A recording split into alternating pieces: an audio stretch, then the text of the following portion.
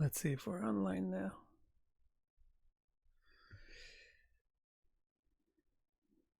Yay, we're online. Okay, so today we're going to do Tales of the Nakshatra Gods, and today we're going to talk about Savitur. So by talking about Savitur, we're going to learn about Hasta, and the most interesting thing is we're going to learn about the Gayatri mantra, which is associated with Savitur, and knowing which helps you understand Hasta Nakshatra. So we're talking, the basis for today's talk is this book that I wrote, Nakshatra, The Authentic Heart of Vedic Astrology, which you can always just get on Amazon anytime you like, especially right now. Let's do it. We'll see if you have any questions about this stuff too. Okay, so we're talking about Indra's brothers and his mother, Aditi, and his 7 primary brothers. So now we're up to Savitur. Savitur is one of the Adityas. Let's talk about Savitur's name. I say Savitur's name means the awakener. So basically the name is Vit, Savit. Vit is like in English we have the cognate is vitality, vital, which means life, right? So Vit is like that. Savit means like enlivening, awakening, bringing life. So this is the god of bringing things to life, waking things up, enlivening things, and this god's nakshatra is Hasta. So remember that Hasta Nakshatra has that fundamental quality of increasing the amount of attention that you pay to something, increasing the amount of alertness that you have, increasing the amount of awareness that you have of what's going on. And Hasta being the hand also implies that you have some ability to interact with it, deal with it. So who's Savita? His name means the awakener, and look who he is. He's the Aditya. Remember the Adityas, they take over the sky. Aditi is the goddess of space, and her children take over the sky, are the gods of the sky. So which part of the sky is Aditi? Which part of the sky is Savitur? Savitur is the part of the sky where the sun rises. So from the eastern horizon up about 45 degrees is Savitur's area. So what happens when the sun rises? The sun rises, it awakens creatures and stirs them to life. That's what the word Savitur means. To awaken, to bring life, to enliven.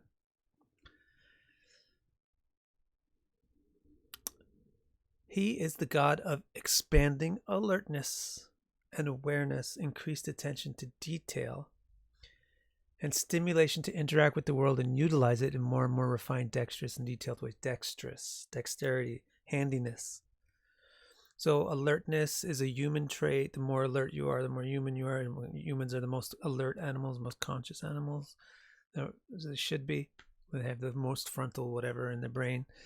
And we have the most complicated hands that go with being humans, because with the alertness comes ability to interact with things, to communicate with the mouth, and to interact with things with the hands. So Hasta Nakshatra, Hasta means hand, and it belongs to Savitur. So it's like an awakening in the hand. Alertness in the hand means dexterity. Hasta Nakshatra is all about being aware of where things should be, being aware of what goes here, what the dial should be turned to, what the pitch should be, what the this and that. How to do something, how to throw something, how to aim something, how to do things with your hands, and just being alert in general. It's Hasta Nakshatra. So that's why I'm saying things like expanding alertness. When you wake up, you become more alert to your surroundings. That's what Hasta Nakshatra is about. You start to pay attention to the details of the world. That's what Hasta Nakshatra is about, paying attention to detail. You start to do things in the world instead of just being asleep. That's what Hasta Nakshatra is about too, actually doing things. Okay? Now, let's go on to the next part. You got any questions so far about Savita, who Savita is, what his name means, etc.? If you have any question on that point, we can think about it. we talk about it. Can hasta not mean laughter? That's hasya. Hasya is laughter. Hasta is hand. What does Savitur mean? Vita means vitality or life. And Sa means to bring life. Savitur means the awakener, the one who brings life. Anything else? The hardest part about doing a live stream is the fact that people come in halfway through the thing, so you don't miss you don't catch the thing I said first. And I'm a little bit too disorganized or intentionally lazy to like schedule it so that you show up at a certain time. So I apologize. Okay, so now let's talk about the mantra that has the name of Savitur. Okay. The most famous mantra from the Veda. This is the most famous mantra out of all the Vedic mantras. This is the most famous, is the most often recited mantra. It's called the Brahma Gayatri. Now, Brahma means Veda. Brahma means knowledge. And Veda also means knowledge. Sometimes the Shastra or the texts of the Vedic culture are called Veda. Sometimes they're called Brahma. So the Vedic Gayatri or the Brahma Gayatri. Gayatri means the thing which sings. Gayanta means to sing. Gayatri is the thing that enables you to sing. So the thing that you sing. So this is the Brahma Gayatri. Gayatri now technically is a type of meter. Meter is a certain number of syllables in a certain pattern. Like Gayatri has 8 syllables on 3 lines. And it's called the Brahma Gayatri because this is the Vedic Gayatri. Like this is the Veda. Actually, the reason why this mantra is so famous is because it's the entire Veda in one mantra in 24 syllables. It's got the gist or the essence of the entire Veda. And the interesting thing about this mantra and how it's related to Savitur and Hasta is that it's addressed to Savitur. Yeah. It's addressed to this God, the God of awakening, the God of becoming more alert, becoming more aware. Let me shut my email so I don't get distracted.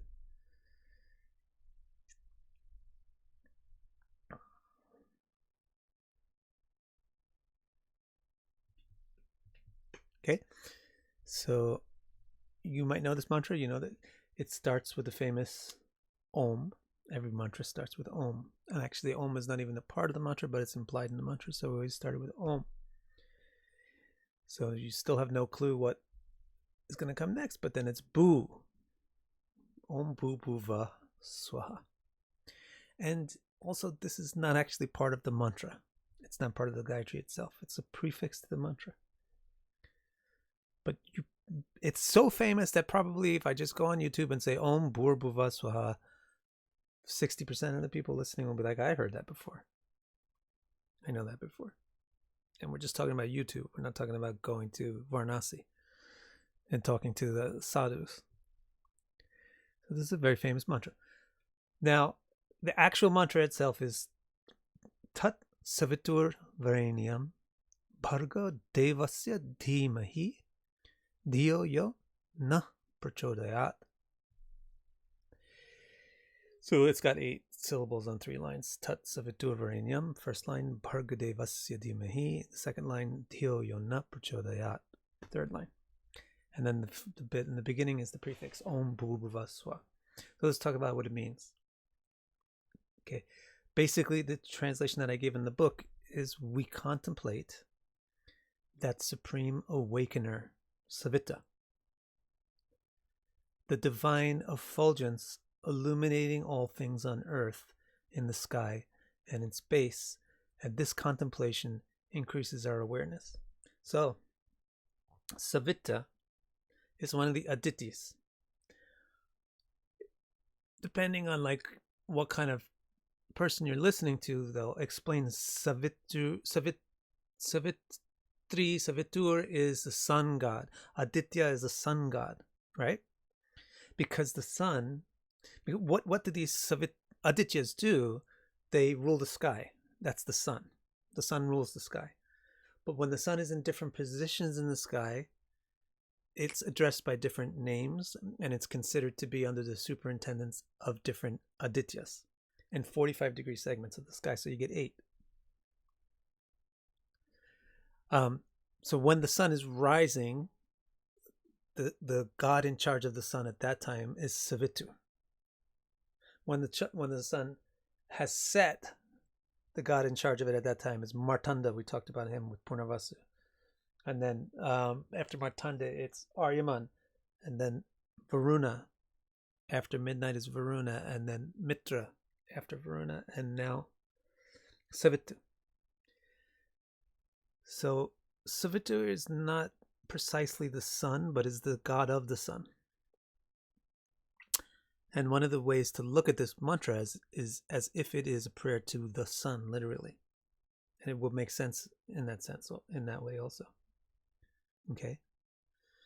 So if you wake up and you look at the sun, you'll notice that it illuminates all things on earth, in the sky, and in space. Bu bhuva swa tatsavitu varenyam. It's a brilliant thing.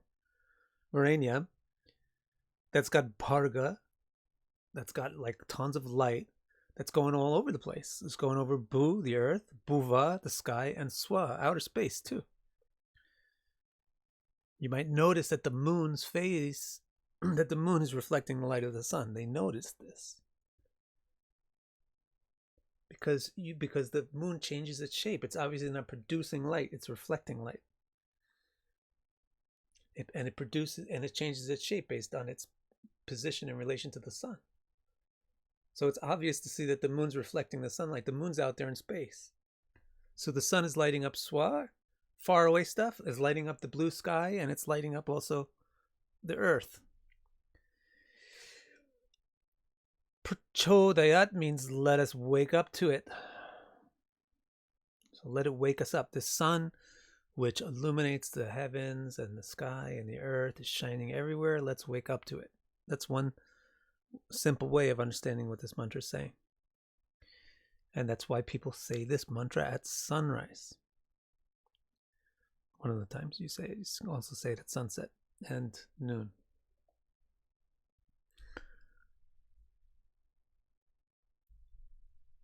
Now, why is this supposed to be the essence of the Veda? If it's just saying, hey, look, the sun lights everything up and let's wake up. Because that is the way that the Vedas are conveyed, actually. And part of the thing about the Veda is it's very real. It's not going to go off into E equals MC squared and all this stuff that you don't really not even experience. The Veda expresses itself in very real terms. So it uses very real things like rain, sun, clouds, and stuff like that for you to be able to perceive, to understand. Now, take the words now to another level. Okay. So the last word, this last word on the second line is Dhimahi. So Dhimahi doesn't just mean, hey, let's look. Let's check out the sun, it's rising. And this also, just to bring it back to an astrological level, the Hasta is like that, the Hasta Nakshatra. It's not just like, oh yeah, look around. Hasta Nakshatra is Dhimahi. Dhimahi means D is your intellect. The part of the intellect that can concentrate and focus on something and think about something. So Dhimahi means to contemplate or meditate or pay attention. And that's the nature of Hasta Nakshatra. It can really pay attention to things that you don't, somebody else, some oblivious nakshatra, on some otherworldly thing like Uttara Bhadrapada or something, they're totally oblivious to what's going on right here, right now. But Hasta is like right there, paying attention to what's going on right in front of it, or right behind it, or around the block from it even. So this is one of the reasons why this mantra encapsulates the whole Veda, because the whole Veda is encouraging you to pay some attention. That's one of the other basic messages in the Veda, is don't just wake up, eat, and go to sleep. until you die. Pay attention to what's going on in between. If you pay attention, you might find something amazing. So most of the Vedas is encouraging us to do dhimahi, or to contemplate, or to think, to pay more careful attention to life. So this particular verse says, this particular mantra says, let's dhimahi, or contemplate, or think about Savitur. So it might mean the sun, right? Savitur can be the sun. But the word after Savitur is Varanium. So it's not wrong to see this mantra as meaning the sun, because like I said, the Vedas try to teach us things in very real ways that we would constantly be reminded of as we go about our regular daily life. It's not wrong to say, hey, pay attention to the sun, really think about the sun. That will teach you something about life. But the mantra is actually saying Savitur Varanium. Think about the like the word Varuna. The word Varuna means the best. Varanium means the best Savitur. So the sun is the source of all light. The sun wakes you up and gives you awareness. The Varanium Savitur, or the best sun, is the soul. You see? I mean, I was even in an airport one day. I don't even remember why. I don't even think I was wearing Indian clothing or anything. For some reason, an Indian guy got in a conversation with me and started telling me that there's fire in your heart. The sun is in your heart. And I was like, yes, dude, I know what you're talking about. Right? This is how Indian people think, because they've grown up with this stuff. That the sun is in your heart. Right? Well, what does it mean? The sun is the thing which wakes and brings life. It's Savitur, it brings awareness. That's what's in you. The Savitur Varanium, the greatest enlightener, the greatest illuminator is consciousness, or Brahman. That's the message of the Vedas. What the message of the Vedas is trying to say is pay attention to Brahman. Concentrate, meditate on Brahman. And by meditating on all around at everything, like starting at the sun, it will inspire you to comprehend Brahman. What does the sun do? It wakes you up. It causes light. You can see things. What does Brahman do? It's your life. It's the life force, which is awareness. It gives you ability to see and experience.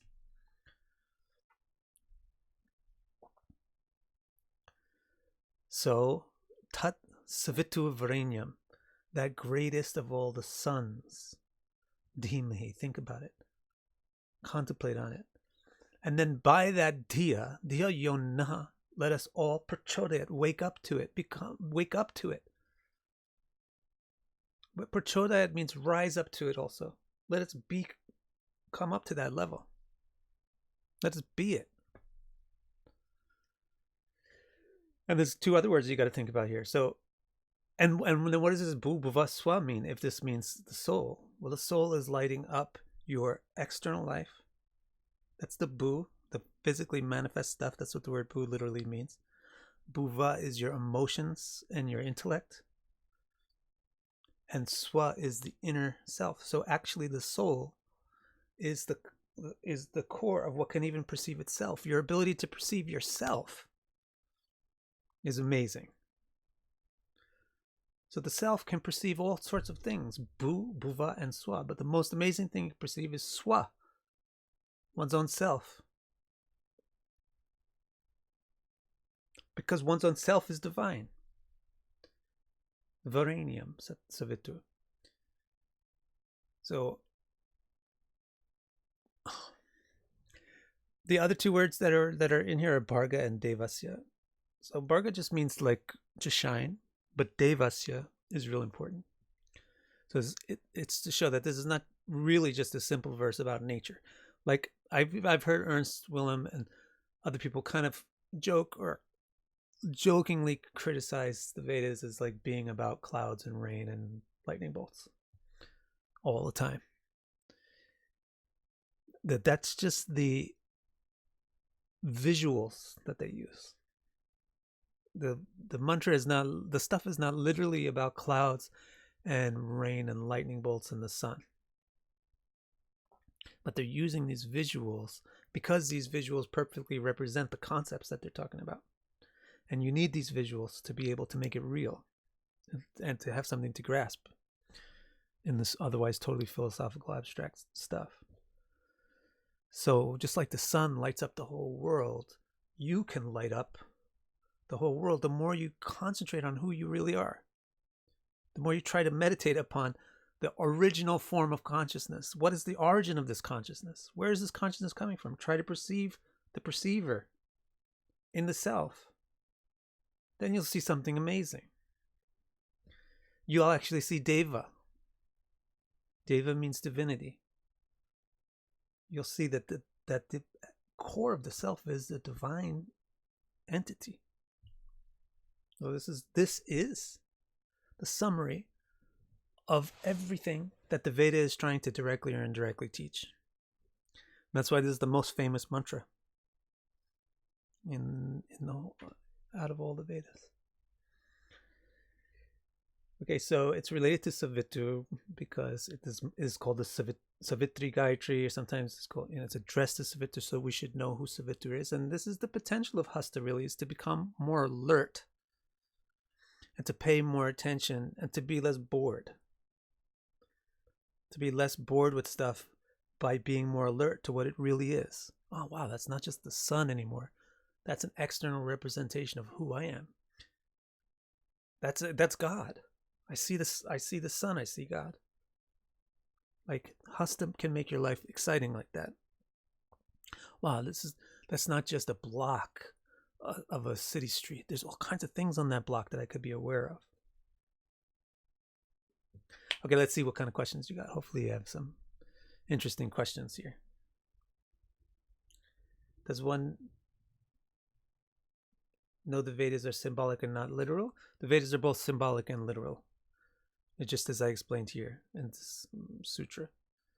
So the symbolism is used to illustrate and give shape to literal meanings. Okay? And then also in some parts of the Vedas and Puranas, they're literal descriptions of things, and they'll be identified as such.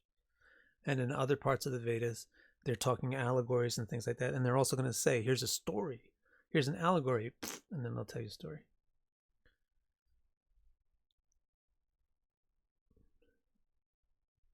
Also, Amitanchu wants to know, Satyarthi wants to know if the moon, the perceiver, is the manas. The moon is not a perceiver. The moon is a tra. The moon is an instrument of perception. The moon is not the perceiver. The source comes from the sun. The source of the light comes from the sun. The moon is an instrument for getting the sunlight onto the other side of the earth where the sun can't reach. Isn't it? So the other side of the earth where the sun can't reach is the external world, the world which is extrinsic from the divine. The divine sun doesn't shine on that extrinsic world because by definition it's extrinsic. So how can you get consciousness to perceive extrinsic things which are extrinsic to God, to divinity, by virtue of a moon which can reflect consciousness into that dark area? So the mind, your intellect and your mind and even your ego are not you, but are instruments through which you perceive the extrinsic world. What you want to do with Dhimahi is you want to learn how to turn the instruments. The instruments are built and designed to perceive extrinsic things, but there's a way described in the Upanishads and the sadhana padhatis that are associated with the Vedas to turn the instruments, redesign the instruments and use them in a different way, and to turn them inward so that they can perceive the perceiver instead of the objects.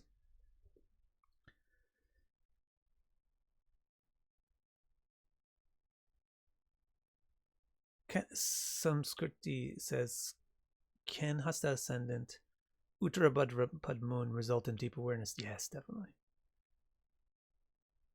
Yes, definitely. Because Uttarabhadrapada, also it's very nice. Uttarabhadrapada moon is right there in the mystical. The subjective vantage point is through mystical things. And then Hasta can just give you a lot of alertness to it. That's a nice combo. Can kind of screw up your can perhaps screw up your how Hosta would operate in day-to-day affairs. But it's really nice for allowing you to be perceptive of uncommon things, esoteric things. Can the moon distort consciousness? That's all it does. It only distorts consciousness. Just as the reflection of light on a mirror, even, or on the water, distorts the thing it's reflecting according to the shape of the thing that's reflecting it, right? So the objective of yoga is actually to make the the mind completely calm, so that it doesn't have any permutations in it that would distort. And that's part of the process of how you get the senses to, instead of looking outward, to be able to look inward and see what's in there.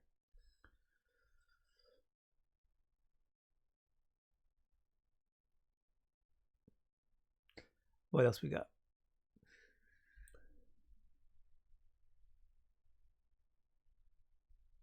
Yeah, Hasta sounds a lot mercurial, right? Because it's Savitur is mercurial. It's going to involve Mercury has a lot of Savitu to it. Mercury is the intellect, and the intellect is the thing that's perceiving everything. So you're going to have a lot of similarity and flavor between Mercury and Hasta. Is there a connection to Vishnu? Vishnu is Aditya, the Aditya. So Vishnu is the Supreme Sun. Yeah, if you want to know more about Gayatri Mantra, I translated a book called Fundamental Truths of Gaudiya Philosophy. You can go to victorcara.com, click on the books, and scroll down to the Vedic philosophy books and look for the book with a weird cover that says it's about Gaudiya philosophy and has a picture of a sadhu on it, like sitting on his knees. That book has a section in it from Agni Purana which fully explains the Gayatri Mantra in depth. And if you want to know how does the Gayatri Mantra relate to Devi, Rudra, Shiva, Vishnu, Agni, and Surya, it's explained there.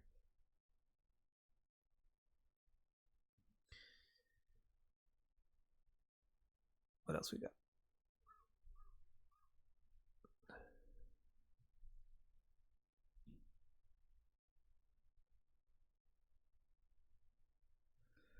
Does the sun in the chart represent one's soul in the chart? Yeah, that's right. That's what soul. The sun is Atma.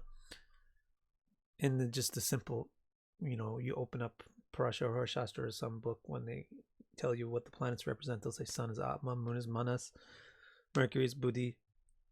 So, but you got to understand the context and the meaning of the word Atma. Atma means ultimate specifier.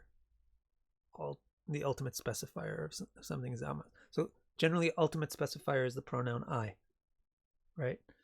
So Atma basically means I, but it can also just mean something which is highly specific, especially if you make a compound word with it, like Vishesh Atma, some highly specific quality of something. So sun is Atma, but it's not truly the soul, because it's more like the I, the sense of I, or the ahamkar. Hopefully things are copacetic in my house. All right, what else we got here in questions? Is the moon intellect or Mercury? The moon is your manas and Mercury is your buddhi. So again, get my book on the planets and those signs and everything. It's called Radically Deep Fundamentals of Astrology. This will all be laid out threadbare. The difference between manas and buddhi, or mind and intellect, or moon and Mercury, is manas is what experiences happiness and distress, and has the seeds for happiness and distress in terms of wants and likes and dislikes, wants and aversions. So moon is the thing which holds desires which are based on likes and dislikes, and therefore experiences happiness and unhappiness. That's mind. That's why the mind is emotion and moon is emotional. Now, Mercury is the thing which makes sense of patterns of data and matches those patterns of data to other patterns of data so that it understands what they are. So it hears a sound like konnichiwa. And the Mercury says, where have I heard this sound pattern before? Konnichiwa. Ah, it's a Japanese word and it means hi, good day. So it's just taking a pattern of sonic data and matching it with something in its memory bank, and it comes up with a meaning, and it delivers that meaning to the manas, to the mind, to the moon, and then the moon reacts to it. So Mercury is all about how you understand patterns, how you can match things together, make sense of things, recognize things. So again, it's very alertness oriented. Mercury is more like Savitur than Manas, than the moon is.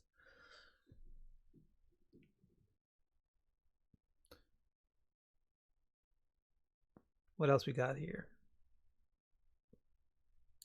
So hopefully I answered that question already. Isn't the sun also ego? Here in this context, Atma means ego. In the context of astrology, Atma means ego.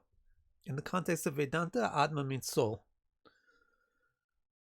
The ultimate specifier is consciousness looking at something. The act of looking at experience. What does consciousness do? The ultimate thing is Brahman, or consciousness, right? That's what this thing is saying. This mantra is saying that the Varanium Deva, the greatest Deva, is Savitur, awareness. Or even the word Deva actually means to be aware of things. So the ultimate Deva is consciousness, but what does consciousness do? Consciousness exerts consciousness. It becomes aware of things. As soon as you're aware of something, you have a specificity. By being aware of something, you have a specificity. I'm aware of this microphone. That means I'm not the microphone. I can be aware of myself, but there's some kind of loop going on. So there's specificity involved as soon as you're an observer. And so the specificity that consciousness has inherent in it, that Brahman has inherent in it, by virtue of the fact that it experiences things and thereby creates subject-object, that specificity inherent in consciousness is called Atma. Now, if that's too much to handle on a YouTube live stream, you could study it in Bhagavad Gita. And again, I'm selling all my books today. So like, you go to victorcara.com, find the books page. It's real easy to find. Scroll down a bit, you'll find a book called A Simple Gita, which is, I translated Bhagavad Gita. It'll explain this stuff, especially in the 8th chapter. Or if you want more, then you got to, go to university, Vedic university, and you can study Vedanta Sutra.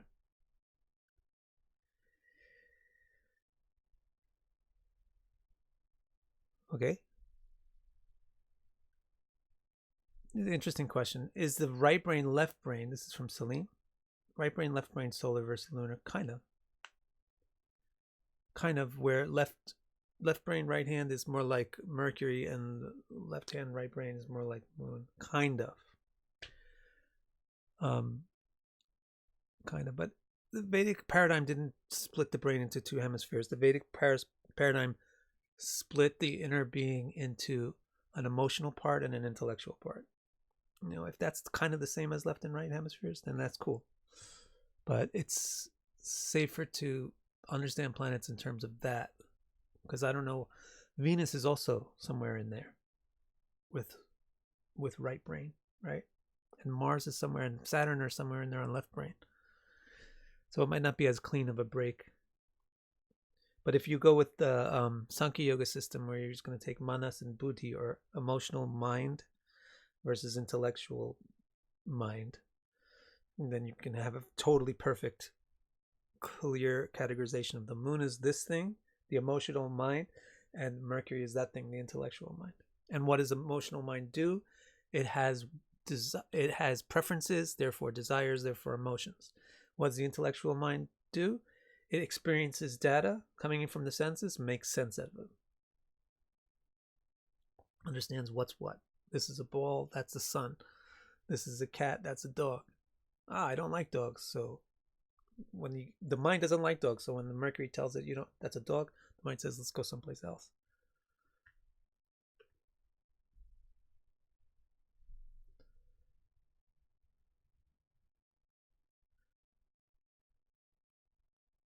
Okay, so I think I like to only take questions that are like right on the subject. So I might skip your questions. Don't get insulted. Oh, speaking of don't get insulted, we don't have Komalja here today. Apparently.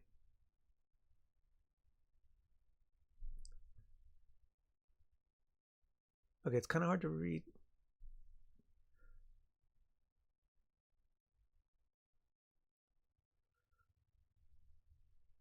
If one has the seventh lord, if one has the seventh lord in Hasta Nakshatra on the Lagna, let's read your chart. Where are the Vedic universities? In Varanasi or in Vrindavan? There's a Vedic one. There's a university called Jiva, which I've studied there. Yeah. What's this question? Does Yui seems to have a question? Or it's just a lull?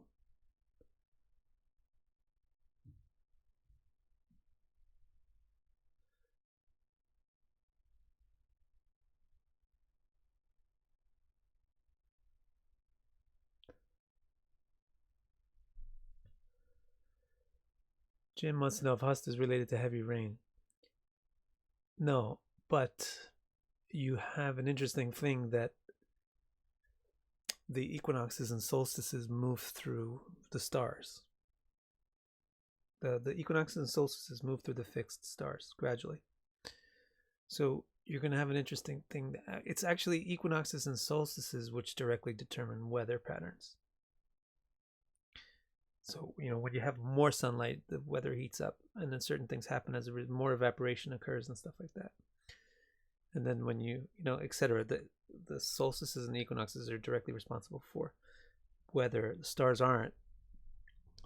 But the equinoxes and solstices have a reference point to the stars. So you can say, hey, when the sun is in, like in the old in the Vedic days, they would say when the sun is at Varuna's nakshatra, Satabhishak, it starts to get freezing. And so this nakshatra is kind of cold. It's chilly. Or Hasta Nakshatra is a rainy season nakshatra. Because in the time when that statement was made, that's where the solstices and equinoxes were. You'll find some of that where they're relating weather stuff to nakshatras because they like nakshatras, they're using nakshatras a lot, and they're just talking about how the seasons relate to nakshatras. But don't get, just like you shouldn't use weather and seasons to try to understand zodiac signs, you definitely shouldn't use them to try to understand what these nakshatras are all about. Just use the gods, learn a lot about the gods, learn a lot about the Sanskrit words. Why is this thing named what it's named? What does this name mean? And you'll be fine.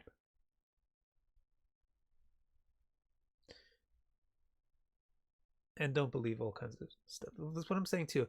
If you want to be Marina, like if you want to get good information, you're going to have to learn how to do Saturn and Jupiter. If you only take Saturn, then you're going to be a cynic and you're never going to accept anything. And if you only take Jupiter, then you're going to be open to everything that anybody ever tells you. So take it slow, bit by bit. Start with the rational stuff. If something doesn't make sense, do a Saturn on it. Get rid of it. Okay? If something makes sense to you and it's sensible, then accept it like Jupiter would do. Okay? And start at basics. Try to understand what a planet represents. Let's start with my book, The Radically Deep Fundamentals of Astrology, and build from there, rather than letting one person tell you this and one person tell you that, and you can't even really make sense if you should cut it with like Saturn or accept it like Jupiter. So in other words, basically, concept that a Hosta man will most likely cheat on their wife is a ridiculous concept. You should cut that out.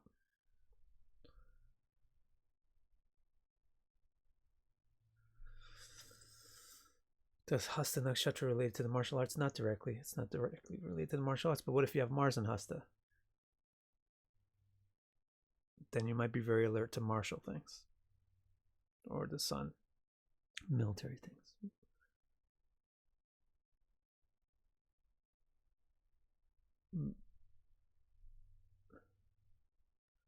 Is Hasta good for finance? It actually kind of is. Because Hosta, what Hosta will do, Hosta will make you alert. So, depending on what the rest of your stuff is, maybe you're going to be alert to the movements of an enemy. Maybe you're going to be alert to the stock market. It's going to make you very alert, and depending on your other talents indicated elsewhere in the chart, or by the type of planet that's in Hasta, you like Moon in Hasta. Moon has naturally got a Vaishya tendency to it. It likes to acquire things. So Moon and Hasta, they kind of get good with being alert to how finances work. So it is slightly good inherently for finance. Yeah.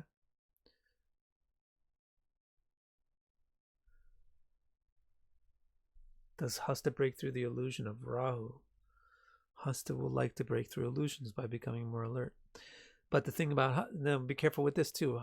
Hasta, if you're very alert and I'm not, this is what people are doing to you all the time. They're really alert and you're not so alert, and they're just telling you whatever they want you to know and whatever they want you to think so that you do the thing that they want you to do, which is usually give them your money. So this is also quite possible from Hasta Nakshatra. From Hasta Nakshatra, you become more alert. If the rest of your chart is not very noble, then you become a thief, pickpocket. That's why a lot of the things about Hasta Nakshatra that you'll hear floating around the villages and the YouTubes is, oh, thieves, pickpockets, magicians, people who could pull a rabbit out of a hat, or people who could pull a coin out of your ear. Why? Because they're real alert to where that coin is and you don't have any idea where it is.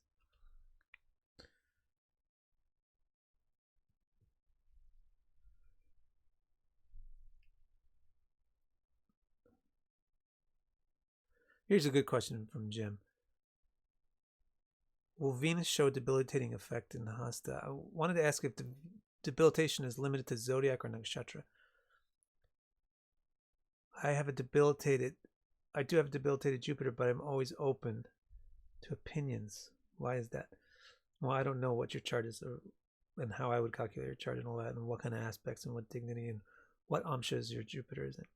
But what part of your question that I can answer is, like right now, is debilitation has nothing to do with nakshatras. And if you don't believe me, just think about the fact that astrology exists outside of India. And nakshatras don't. And the whole concept of, and most people in the world think that the zodiac usage and how it's used in natal interpretive astrology even originated outside of India. So whether you want to subscribe to that theory or not, the concept of exaltation and debilitation is universal concept. Nakshatras are not. The exaltation, debilitation is very simply and logically explained. Again, buy my book on Radically Deep Fundamentals of Astrology. It'll just be simple. It's very simple about how the planet gets challenged by the element that it's in, or the mode, or the ruler, but gets support from the other two so that it can rise above its challenge. And debilitation is just the opposite. It just gets nothing but challenge from the element, mode, and ruler. So it's not about nakshatras. But now the interesting thing is that at different points in history, different nakshatras coincide with different signs. So you get weird things. Like sometimes the parenting nakshatra, like Revati, is in a very independent sign, like Aries, just sometimes. And so at those periods of history, you don't get a lot of really good parenting going on in the world. Or sometimes like the love nakshatras are in really selfish signs or lusty signs, but sometimes they're in really noble signs. So in this way, it helps you understand that topics of human life can fluctuate over history and human history and how people experience them. Some periods of time are much more conducive for good romantic relationships. Other periods of history aren't. Some periods of time are really good for financial, economic, agricultural development. Some periods aren't. Some are good for parenting. Some aren't.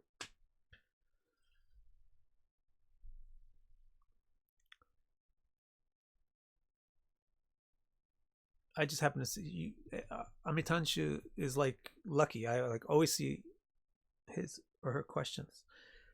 Are zodiacal interpretations enough without nakshatras? Honestly, yeah, pretty much. But when you also use nakshatras, it really becomes exciting, and it really becomes cool. So yeah, you can get by without nakshatras fine. Yeah, like for example, Smith Haven is not understanding what I'm saying about exaltation and debilitation. This wasn't my intention was to explain it in this video. I wanted to talk about Savitur and Hosta. Read my book. Yeah, but just one quick example, like Venus is in Pisces, getting exalted, right? Because it does not like Jupiter, but it loves water and duality, dualness, flexibility.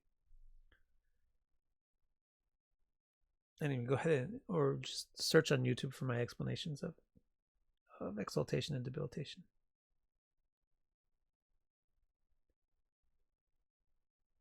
Thank you, everybody. All right. Let's see. Let's get back to this.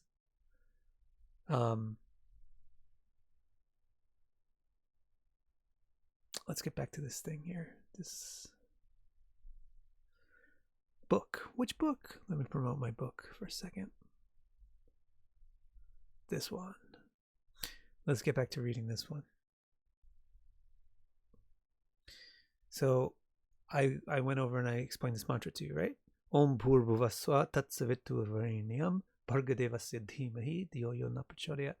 We contemplate the supreme awakener, Savita, the divine effulgence, illuminating all things on earth and the sky and in space, and this contemplation increases our awakeness.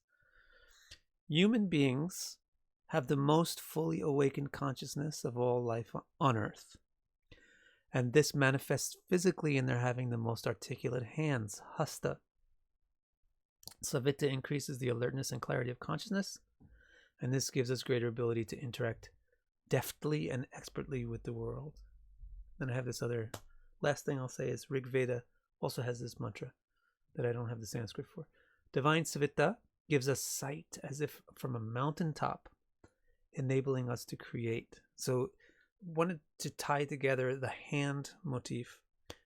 Literally the stars of this Hasta Nakshatra are five fingers. So part of the meaning of the nakshatra is from the actual shape formed from the stars. And that's why the nakshatra has usually the name or symbol that it has. I want to tie together why there's a hand symbol and what that has to do with awakened consciousness or more alertness. And you can see it if you look in the animal kingdom and you see what mammals have hands, monkeys and humans. And the other guys are less articulate with how they're interacting with things. That's not to say that they're not awake, because every consciousness, every conscious being is awake on their particular bandwidth on the spectrum of reality. Like they're very, very actually hypersensitive, more so than humans, on a certain bandwidth. But the human form of life has a bandwidth which includes the ability to use words and hands. So these are two super important things, because words can transmit complex information. And the Vedas can come in the form of words, and you can get enlightenment through words. So the human form of life is supposed to really pay attention to language and words and how to use the hand. So things like musical arts, things which use the hand.